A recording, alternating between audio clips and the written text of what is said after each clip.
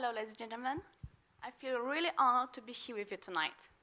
My name is Łątka, and I study here at Jagiellonia University at Faculty of Law. That's why my topic is how to compare Tchaikovsky's Swan to Polish criminal law.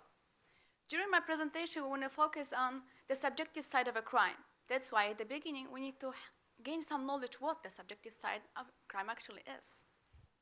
But before we start, I want to familiarize you with the structure of my presentation. It is divided into two parts.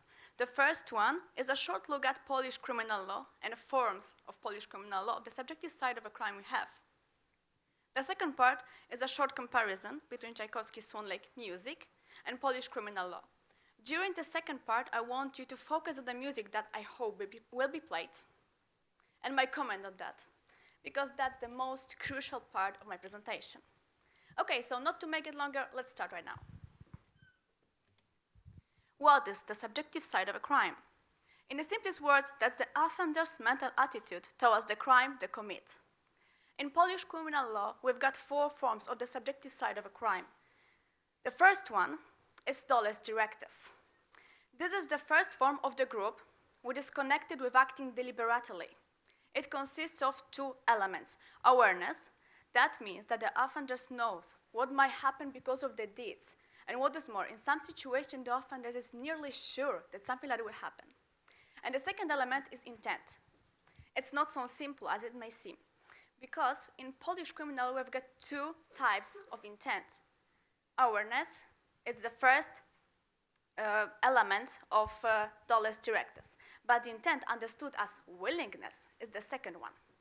Willingness doesn't mean that the offender likes the effect that might happen. No. It means that the offender does anything that's possible to achieve such an effect. To this form of the subjective side of a crime is very similar to the second one, dolus eventualis. It also consists of two elements: awareness, but it's slightly different because there is not this level of being aware of what might happen that we are almost sure. And also we've got here intent. That's the second element. Intent here doesn't mean willingness. Here it means acceptance. For example, when the offender says, "I let it be," instead of "I want it," it means that we have dolus eventualis. The next two forms are connected with acting unintentionally. And the first form of that group is acting with an intent, but foreseeing. It means that we foresee the effect of our deeds that might happen, but at the same time, we don't want the effect and we do not accept it.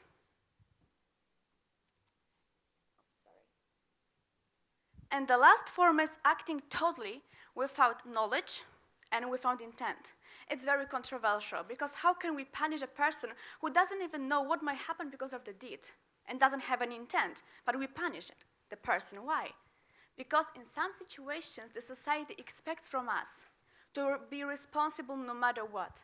And if we are not responsible no matter what, and something bad happens, especially if the crime happens, it means that we can be punished for such a deed.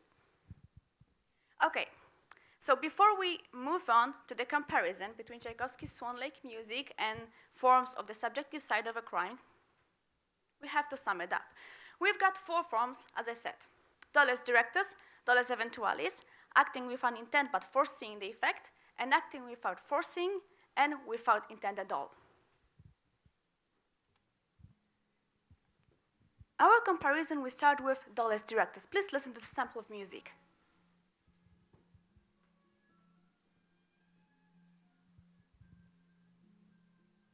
This is a part of music which is written for the second variation of Odile, the Black Swan, whose goal is to take the prince from the White Swan, Odette. And I believe that we all feel that Odette is so determined. She will do anything that's possible to achieve her effect.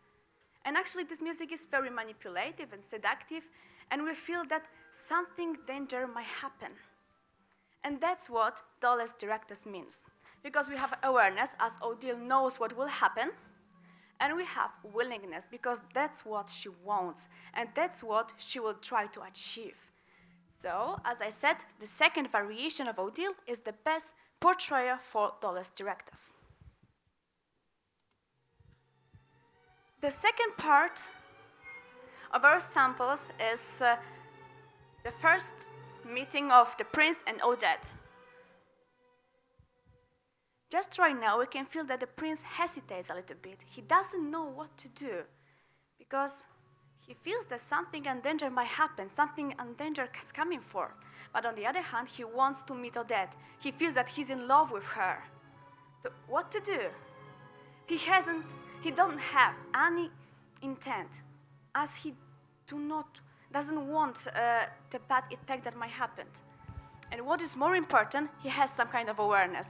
He foresees that something bad might happen. And just right now, the crime has happened.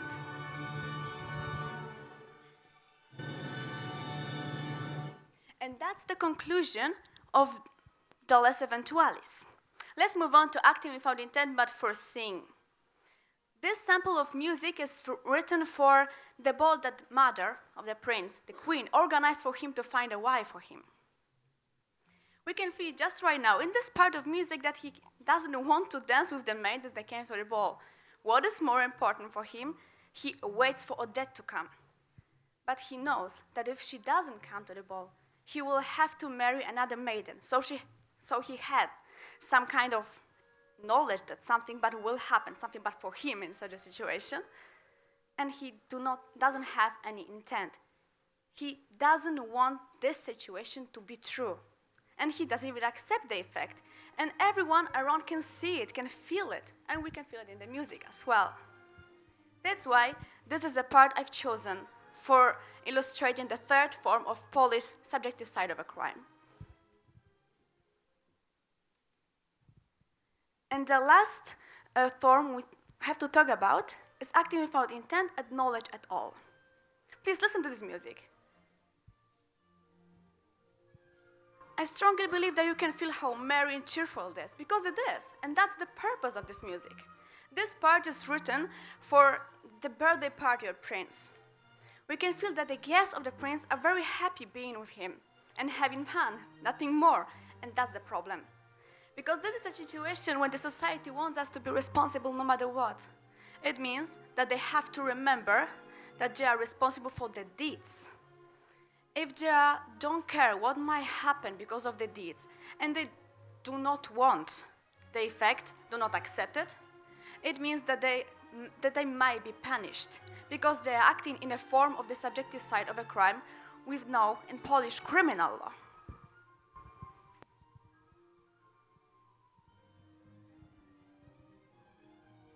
And as you can see, just right now that the tempo changes, we can feel that something bad happens. And actually, in the original story of Swan Lake, we've got a tragic ending, as the prince and Odette die together. Okay, so to sum it up, we've got 4 forms of the subjective side of a crime in Polish criminal law. And they are dolus directus, means acting with intent, understood as willingness, and awareness. Dolus eventualis, which means acting with intent, understood as acceptance and awareness. The third form is acting without intent, but foreseeing the effect. And the last one is acting without intent and foreseeing at all. And that's the most controversial one, I think. I hope that I convinced you that law might be a piece of art. It's not just boredom, as many people can think, because it's not. It might be very fascinating, especially when you compare it to some piece of art. And I think that the next time when you see Tchaikovsky Swan Lake ballet, or you just listen to this music, you will find something totally new for yourself, as it's worth that. Thank you so much for listening to me, and I hope you like the subject.